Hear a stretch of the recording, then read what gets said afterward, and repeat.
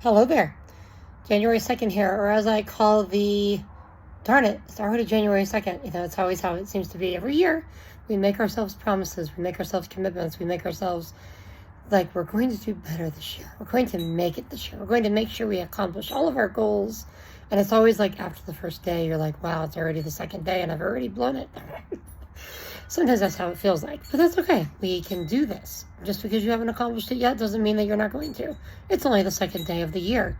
Relax, chill. You can do this. You can accomplish the big things. Now, I've been listening a lot to Genesis, trying to get through the Bible, every day this year. And I was listening to the forefathers of Israel, Abraham, Isaac, Jacob. I was just finishing up chapter 29. 28 and chapter 28 and 29, where Jacob is fleeing from his own family because Esau, his brother, basically wants to kill him, which, is pretty justifiable considering Jacob deceives his brother quite a bit, taking his birthright and all that, although Esau really didn't care about his birthright in the first place until suddenly he did because Jacob was stealing it. At any rate, it's interesting to me that generation after generation, God appears to them. Abraham, Isaac, and now Jacob in chapter 28.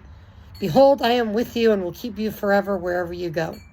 I'll bring you back to this land. I will not leave you until I have done all that I have promised you. Jacob woke from his sleep. Surely the Lord is in this place, and I did not know it. So every generation, every season, God gives his promises again to his people. God's all about seasons. He's all about feasts and all about celebration. There's a great show we watch that Dallas Jenkins is doing called The Chosen. It's all about the disciples. It's all about followers of Jesus and Jesus' ministry. And it's an amazing portrayal of the life of Christ and just showing us what that world would have looked like. Obviously, there's some creative license in there, which is fine. They haven't broken any biblical commandments as far as I can tell. I think everything looks really good, but this last episode we just watched, episode 3 of season 3, was talking about the new year and the holiday and celebrating God's, work among his people, the creation onward. That's what the Jewish people do. Their calendar goes from the creation on up. They don't have the AD and BC like we do, which brings up another point with the Roman calendar that we use, the Babylonian calendar, the calendar that has all of these different gods in their names. Like Thursday is really Thor's day, and there's a whole bunch of them. It's pretty interesting, actually, when you really look into the pagan roots of our calendar. Sunday, Monday, Tuesday, Wednesday, Thursday, Friday, Saturdays, all of these days of the week. You're talking about Saturday is Saturn, July, Julius Caesar. There's so much of that. Augustus, August, so anyone that's claiming to be strict to the biblical foundation should be looking at the Jewish calendar opposed to the Americanized calendar. Anyway, or even the European calendars, the Roman calendars, all of that stuff that we use now. It's not a big deal to me. Date's a date, as long as we're keeping track of what God is doing.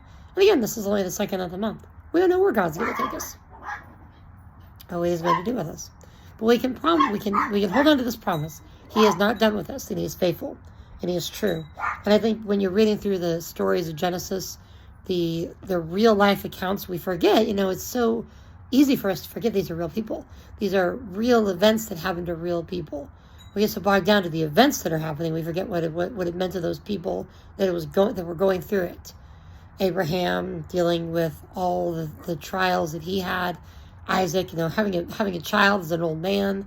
Then you have Jacob and Esau, Rebecca, Rachel and Leah coming up here in the next few chapters of Genesis. It's pretty amazing. So anyway, carry on, and I hope you have a blessed day. Continue to seek the Lord in all things. God bless, my friends.